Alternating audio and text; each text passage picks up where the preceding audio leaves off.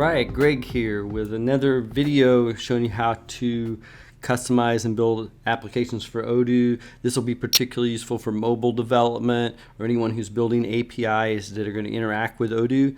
And it's going to be showing you how to create a Odoo controller or a REST API. And we're going to do it really fast. It's going to be easy.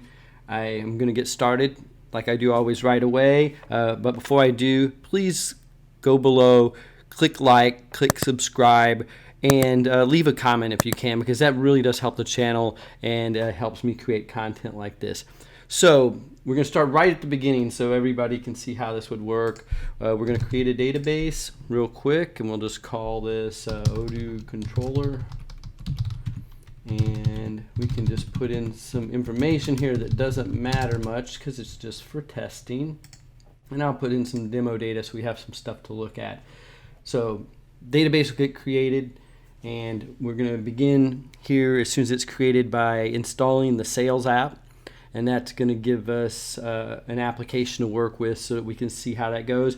And we'll create a scaffold real quick here to actually create our application. So I'm going to click install here on sales to get that installing. And while that's going, I'm going to jump down here to our Dev Studio and bring it up. And so you can see it's running here in the background. I'm going to bring up a console app here. And what we can do is I'm at the at a folder in my installation where I keep my add-ons that I'm working with, my Odoo source folders here. I have a virtual environment, and I keep themes and things in another folder. So Odoo is where the source is. So if I go into there with a cd Odoo, we're going to see, if I look at the directory here, we have our Odoo-bin. So we're going to use this Odoo-bin here, period, Odoo-bin, and the command scaffold that lets us create our actual application.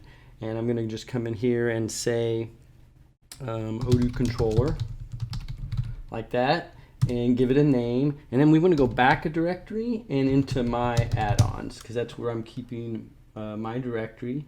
So I'm going to go ahead and hit enter like that. And usually no news is good news here when you don't get any errors with your scaffold, but I can just jump up in here real quick, go to my add-ons folder, and we'll see that we have this Odoo controller here that we just created. Let's go to our manifest. And real quickly, I'll just change the author name here to myself. And we will go to website, odooclass.com. Go to odooclass.com, has courses on Odoo development and Odoo essential training, like for functional training as well. And I can just say example controller, like this. Now, if I save this, we'll file save. This change in this manifest right here. Obviously I had Odoo running, so I'm going to come up over here and click the restart and restart my server so that it's going to see the new module and pick it up. So now if we come back here to this, we can see we got sales installed, all went well there, and now we need to see our app. So we're going to need to be able to refresh our app list. And so if I come here to our apps and take off the filter here and I type controller, we won't see it. And it's because we have to refresh this app list. And the easiest way to do that is to come up here after web, type a question mark, debug equals 1. And that puts us in developer mode. And you'll know you're in developer mode because you get this little bug up here next to the discussion, and it also changed our menu up here to say update apps list. So we click update apps list, just like that, we update. Fair enough right there. And so now when we come in here and we type controller, like so, we get here where we can install that app that we just made with the scaffold command.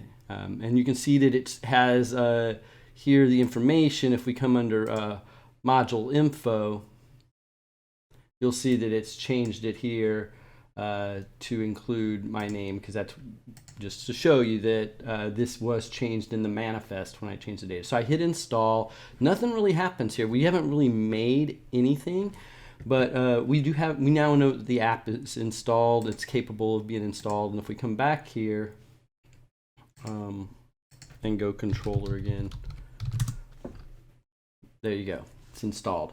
So now we want to jump back here to our development environment. I'm gonna make this a little bigger for us. Thought I was going to do that. And then what we want to do is if we come up under here under controllers and click, we got a controllers PY, they give us an example controller, and there's no reason not to use it, just to verify everything's working as we're supposed to. So we uncomment these things. Now if you forget to uncomment that from, you're not going to have access to the request, the route right here, and you're going to get an error because that's this HTTP is part of that. So you got to make sure you uncomment the from as well. And notice we have a hello world here. I'm just going to change this to say hello Odoo mobile developers, and we'll leave this like this. And you'll notice here is the path we're going to use. And just so I don't have to type as much, I'm just going to put that in my clipboard. I'm going to hit file and save here, and I'm going to restart everything. Now, because we're changing Python, we don't really need to do this updates apps list here. I'm going to come here and hit slash and hit paste. We got too many slashes there. And we don't want the web. We just want this. If I hit enter, you'll notice it says hello Odoo mobile developers. And then this is all, I mean, right here gives you a lot of immense power to create any web page you want, or anything you would really want out of this. And you'll see what I mean by here. If I come here and I say H1 and I wrap this in a header tag like so, we're gonna see that it's gonna follow. And again, I can just hit refresh here, come back and refresh our page, and we'll see our change that we're there. So that's kind of get you started. Now let's see some cool things that you can do to actually access data within Odoo, because this is just returning back a string, right? So let's go ahead and see how we can get at some data. So if I say sales orders, so let's look at get a list of sales orders equals http.request.env. This is like one of the most powerful commands you're going to want to know working with controls, and this will let us get any model in Odoo. So I can hit sale.order like that, and that's going to give us back the model, but we want to do a search on it like this, and that's the code right here. So we're basically getting the sale order model, we're doing a search on it, and we could right here at this point loop through these sales orders. So it says for sale in sales orders, just like that. So it's pretty simple syntax. We're just going to go through all the sales orders that we've gotten. And let's go ahead and, for the sake of just seeing how this can work, print to the console sale, and then we'll put in here name, just like that. So this isn't going to return anything back. We're still going to get back this. We're going to, let's just say data accessed. How about that? So we'll just say that this happened. This is going to print to the console, and I would do this sometimes just to make sure I got my syntax right. So now when we come back here and refresh this, this is going to change to show our data accessed. And if we come down here and look in the console, we can see that it's spitting our sales order numbers out right there. So that's getting us at the data. And from here, it's just simple Python to get things where we want. So let's go ahead here and say output equals H1 sales orders, like that, and in the H1. So I'm just doing a simple little header there. And then what we could do is maybe we want to go ahead and put like a UL here, because we're going to have a list. So it's just some HTML syntax as an example here. So for each one of these through here, we're going to say output plus equals, and we're going to say li. Oh, we need that in braces like this, and add to it a sale name. So we were going to keep that same syntax, and then close the li like that. And if we take this right now, and then at the end, it's probably good form just to say, after we're done with all this, to say output plus equals and end off our UL. it'd still probably in most browsers work if you left off that tag, but it's good form. And then let's return output like that. And if I did everything like I was supposed to, it would have automatically saved if I'd just done that refresh.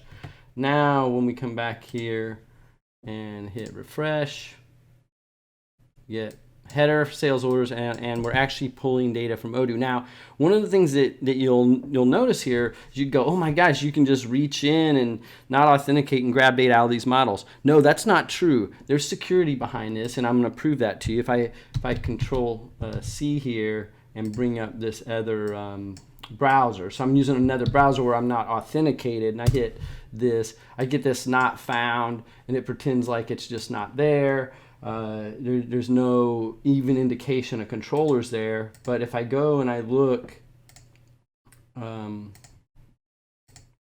the right place here, it's basically it should have thrown errors here. I would have thought.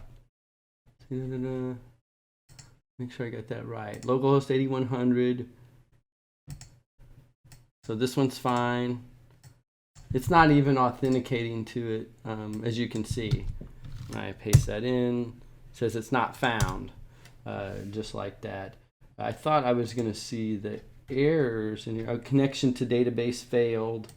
So it's just simply unable to connect to it with that. So if we wanted to see this, I could put like a try here.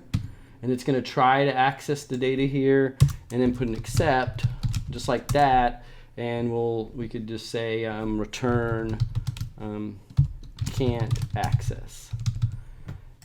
And so anything that would happen, this isn't necessarily what really did happen, but anything that did happen here, if it can't access this model for whatever reason, it can't make this request work, it's going to return this back. And it's not the most friendly thing in the world to put, but when I save and run this, now we should get that back if we're doing this. Oh, and I just realized it doesn't even know what database I'm talking about here. So if I went, let's see, web database manager, and I actually tried here, and I click on it, now like say I can't get in here, I don't know the password, say for example, there you go. Now you get the can't access. And if I had taken this out, just so you can see what's happening, if I remove this and this, and put it back like it was, just so we can see what's going to happen here. Internal server error, and if we come down here, you'll see in the terminal it says you are not allowed to access the sales order. So we could obviously trap this error in a more meaningful way, but one way just to simply trap it is just to assume, if there's any kind of exception here. In this case, try if we have that exception to just write back. Maybe we'll make it in bold. Can't access API. That. And maybe I should try to at least make this look decent. Okay, so it's just like that. We're just jumping out of the method and done with it. Simple as that. If I refresh it now, we're back to it works fine here. We can see everything listed as you would expect. And if we come here, we see can't access API because we haven't authenticated. This we're actually authenticated through the back end. So, there's a lot of different ways to build out APIs and REST. This is one of them. There's, this is an HTTP request that's just a simple GET. There's, JSON requests. And so if you like, make sure, comment below if you'd like to see like a JSON request or a JSON post where maybe we would submit data to actually create a record or something like that within Odoo. So if you like this video, make sure you like and subscribe down below. It's the only way that YouTube knows that people want to see these videos. So it's really important important. And commenting too is very important. I'd like to find out what topics you're interested in, what you'd like to see me create here with Odoo. So thank you much for watching, and look forward to seeing you guys in the next video.